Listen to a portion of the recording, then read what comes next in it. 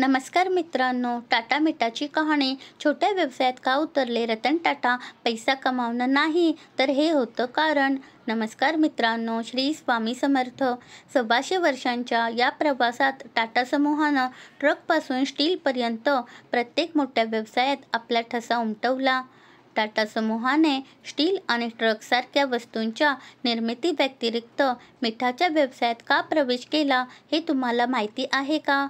टाटा समूह हे भारतातील एक प्रसिद्ध औद्योगिक घराणं आहे, ज्याला 125 वर्षांचा इतिहास आहे. 125 वर्षांच्या या प्रवासात टाटा समूहानं ट्रकपासून स्टीलपर्यंत मोठ्या व्यवसायात आपला ठसा उमटवला.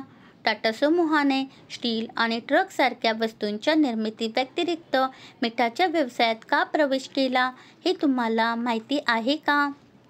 टाटा सॉल्टचं नाव प्रत्येक देशवासियांच्या तोंडावर आहे, परंतु या मिठाची कहाणी फार कमी लोकांना माहिती आहे.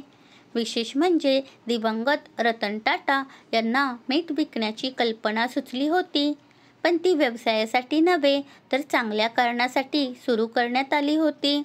रतन टाटा यांच्या नेतृत्वाखाली टाटा समूहाला जगभरात ओळख मिळाली. त्यांनी चहापासून टाटा मीठ प्रत्येक देशवासियांच्या घरी पोहोचवलं. इतकेच काय, तर या व्यवसायात रतन टाटा यांनी सार्वजनिक कल्याणाला प्राधान्य दिले. आपल्या उत्पादनांमध्ये आपल्या आरोग्याची आणि चवीची काळजी घेतली गेली. टाटांच्या मिठाची सुरुवात कशी झाली? खरं तर देशातील आयोडीनच्या कमतरतेची समस्या लक्षात घेऊन रतन टाटांनी लोकांच्या आरोग्याची आणि चवीची काळजी घेणारा एक उपाय शोधून काढला. 40 वर्षांपूर्वी भारतात बहुतेक लोक सुट्टं मीठ विकत घेत असत, जे स्वच्छ किंवा आयोडीनयुक्त नव्हतं. या समस्येवर तोडगा काढण्यासाठी 1983 मध्ये टाटा केमिकल्सनं भारतात पॅकेट्समध्ये पहिलं ब्रँडेड आयोडीनयुक्त मीठ बाजारात आणलं.